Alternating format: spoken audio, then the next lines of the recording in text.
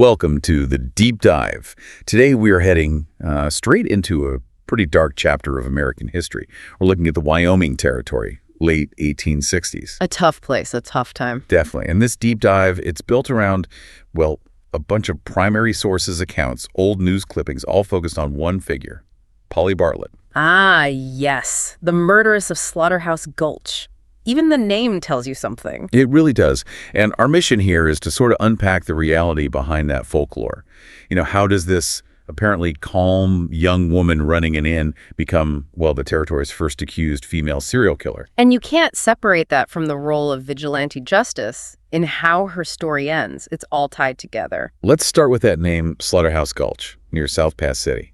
It sounds chilling now, but originally... Originally, it was likely just practical, named for butchering game, probably elk or deer. But yeah, it took on a much darker meaning thanks to Polly Bartlett. And the context is crucial, right? The gold rush. Absolutely essential. It's 1868, maybe 69. South Pass City is booming, sort of. Gold fever drew everyone, miners, traders, drifters, con artists. Lots of people passing through, some with significant amounts of cash or gold dust. And law and order. Barely there, maybe a martial days away. If someone vanished, well, people vanished all the time. What were the usual suspects? Oh, the usual frontier perils, snowstorms, getting lost, maybe bandits, road agents, they called them, or just an accident. It wasn't automatically suspicious if someone didn't show up where they were expected. It sounds like the perfect environment for someone predatory. Exactly. Especially because no one expected a long, drawn-out investigation for some random traveler who disappeared. It was just... sadly, part of life on the edge. Okay, let's bring in Polly. She and her father, John, show up around 1868, set up this inn.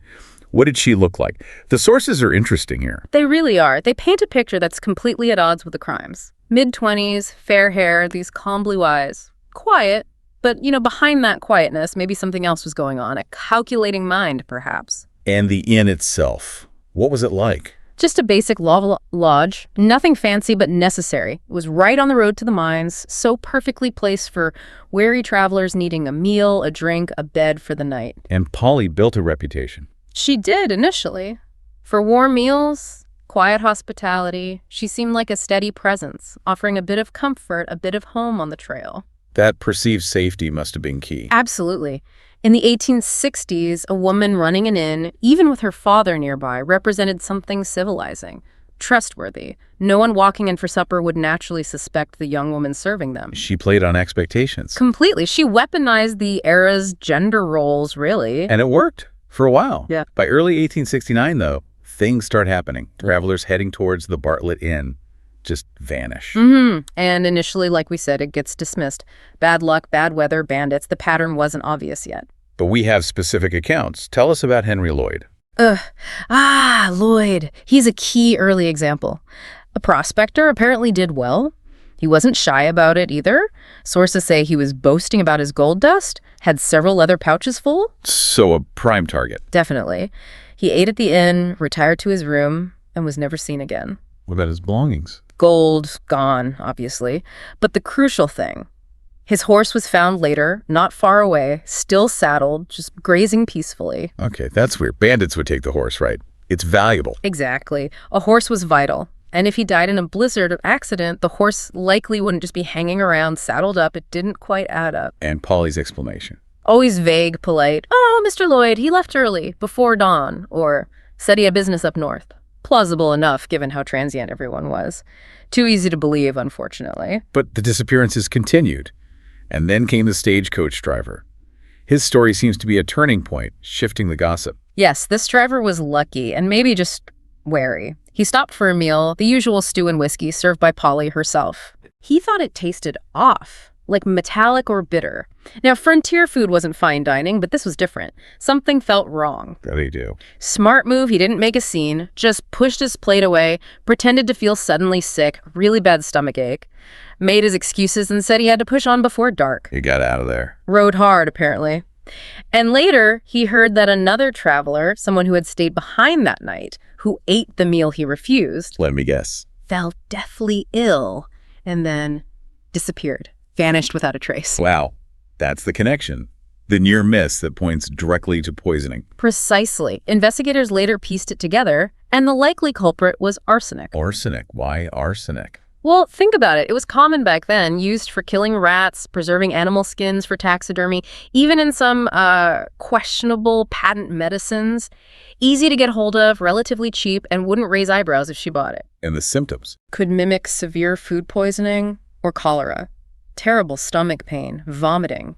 It wouldn't necessarily kill instantly, but it would incapacitate the victim, make them weak, helpless. Allowing her, or maybe her and her father too, To rob them. Take their money, gold, maybe jewelry or weapons. Then dispose of the body quietly, probably at night. Bury them somewhere out back. The motive seems clear. Greed, just pure robbery. That's the primary motive, almost certainly. But there were whispers, especially later in the folklore, about something more. Like what? Some suggested Polly resented these men, these prospectors swaggering in, maybe treating her or her father poorly, flashing their gold, arrogant. The whispers hinted she took a kind of cold satisfaction in getting rid of them. So revenge mixed with greed. Possibly. A sort of twisted payback against the type of men drawn by the gold rush. It adds another layer, though hard to prove definitively from the records. Still, whispers and near misses weren't enough for official action. What finally triggered a real investigation? Money and influence. In the summer of 1869, a young man named Theodore Fountain disappeared. His father, Charles Fountain, was a wealthy, influential mine owner down in Cheyenne. Ah, not just another anonymous drifter. Exactly. Charles Fountain wasn't going to accept maybe bandits got him. He had resources, and he was determined to find out what happened to his son. He didn't just rely on the local marshal. What did he do? He hired the Pinkerton Detective Agency. The Pinkertons? Wow, that's serious. They were famous even then, weren't they? Oh, yeah. Known for being thorough, relentless, maybe a bit ruthless. Bringing them in was a big deal on the frontier. It meant the game was changing for the Bartletts. So tell us about the sting operation. How did the Pinkertons handle it? It was clever. In the fall of 1869, 2 agents showed up at the inn. They posed as prospectors down on their luck, heading back east after a failed trip. Looked the part. Did they accept Polly's hospitality? They did, took lodging, accepted a meal was offered, but, and this is key, they barely ate anything Polly prepared. Stuck to bread, maybe water they had themselves. They were observing, watching her, noting her calm demeanor, but giving nothing away. And then? Night falls. They put their plan into action.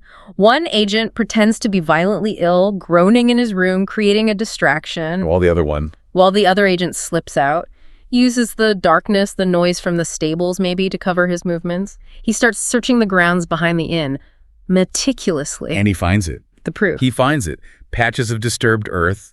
Behind the stable, too regular, too rectangular to be animal burrows or just random digging, neatly spaced. Graves. Unmistakably. He knew immediately what he was looking at. A makeshift graveyard. That was the moment. The smoking gun. The confrontation next morning must have been intense. Had to be. The agents dropped the act, confronted Polly and her father, demanded an explanation for the disturbed ground. How did the Bartletts react? John Bartlett, the father, snapped first. The Pinkerton report says he got agitated, angry, and then reached for a weapon, maybe a rifle or a pistol stashed nearby. Dad move. Fatal move. One of the agents was ready, anticipated trouble, shot John Bartlett dead on the spot. And Polly. Seeing her father go down, she apparently offered no resistance. The agents seized her immediately, took her into custody. And then came the digging. Yes. A truly gruesome task that took days. They started excavating those patches of earth, unearthing the victims. What was the final count? The sources vary, right? They do, which is common for records from that time and place, but contemporary newspaper accounts claimed anywhere from 15 up to maybe 22 bodies were recovered. 22. That's staggering. It's horrific. Some were badly decomposed, just skeletal remains. Others were more recent. Some still had scraps of clothing, maybe a personal item Polly missed when robbing them. The reactant in South Pass City. Absolute horror and shock. The scale of it was one thing, but the fact that it was the quiet innkeeper, that shattered everything. The press jumped on it, and that's when the name stuck. The murderess of Slaughterhouse Gulch. It must have completely upended their sense of safety, their trust. Totally. Think about it. For months, maybe over a year, these disappearances were blamed on external threats, bandits, the wilderness. To find out the danger was inside the community, wearing the mask of hospitality. That's deeply unsettling. Every stranger, every friendly face suddenly looks different. Polly was taken away to the county jail in Lander. What was her state of mind then? Still composed? Apparently, yes. Unnervingly so. Witnesses described her as calm, cold, detached, almost clinical about it. Did she confess? Or show any remorse? Reports conflict here, which shows how quickly legend starts mixing with fact. Some say she denied everything, maintained total silence. Others claim she spoke coldly about the victims, maybe implying they were arrogant, flaunted their wealth, and kind of deserved it. Feeding that revenge narrative we talked about. Exactly. But whether that's true or just what people wanted to believe about such a monstrous figure is hard to say now. But she never faced a judge or jury. No trial. The end came much faster and much more violently. Frontier justice, you could call it, or maybe just revenge. Why no trial? Too slow. Partly. The legal system was slow. Organizing a trial for something this big would take time, resources, and the community. They were outraged. They wanted immediate justice. That created a vacuum. And someone stepped in to fill it. Someone did. December 1869, a man named Otto Kalkhorst shows up at the Lander jail. Kalkhorst. Who was he? Reports say he was a former miner. And critically, his brother had reportedly disappeared months earlier after last being seen heading towards the Bartlett Inn. So he had a personal motive. A very strong one. He apparently got inside the jailhouse, maybe claiming he was delivering supplies, something innocent. But he wasn't there to deliver supplies. No. He went straight to Polly's cell. According to the few accounts, he didn't say a word, just raised a revolver, fired one shot through the bars. Killing her instantly. Instantly. A point-blank execution. And Kalkhorst. What happened to him? There was supposedly a blizzard raging outside. He just walked out into the storm and vanished, never seen again. Never captured, never charged. So vigilante justice prevails. The community got its closure, sort of. In a brutal way, yes. And the final act against the site itself, the inn, What happened to it? didn't just stand empty. Soon after Polly's death, angry locals went out there and burned the Bartlett Inn to the ground, wiped it off the map, symbolically cleansing the place. So the story passed into legend. Historians still debate details, right? The exact number of victims, how involved her father really was. Was John Bartlett an active partner in the murders, or did he just help cover things up, maybe bullied or manipulated by his daughter? We'll likely never know for sure. The records are too sparse.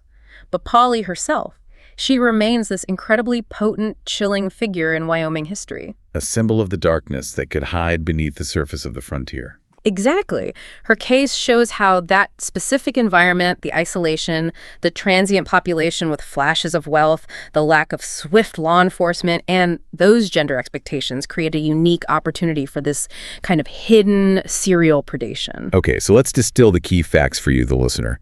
We've got the suspected use of arsenic, the crucial intervention by the Pinkertons, prompted by a wealthy father, the horrifying discovery of, well, maybe up to 22 victims.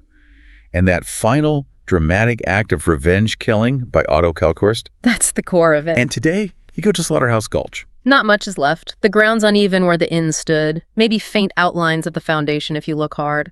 People with metal detectors sometimes find small things, so rusty buckle, bits of old tools, nails, just fragments, ghosts of the past. Polly Bartlett's story, it's more than just a historical true crime tale. It really forces us to look at what happens when society exists on the very edge without reliable law and order. So, if we believe knowledge is valuable when we understand it, maybe apply it. This story raises a pretty stark question for you to consider. When the formal structures of justice are distant or absent, and trust is so profoundly broken by someone exploiting the very idea of safety, does that make vigilantism, like Kalkhorst's act, almost inevitable, a predictable outcome of that specific time and place? That's a heavy thought to end on. The legacy of fear and betrayal etched into that landscape. Thanks for joining us for this deep dive into a truly dark corner of the American West. We'll see you next time. If you enjoyed this video and want to dive deeper into more cases like this one, make sure to subscribe to our channel. Don't forget to like the video if you found the story compelling, and share it with your friends and family who might be interested in true crime and mysteries. By subscribing, you'll stay up to date with all our latest content and join a growing community of curious minds exploring the most fascinating cases. Click the notification bell so you never miss an upload. Your support means everything.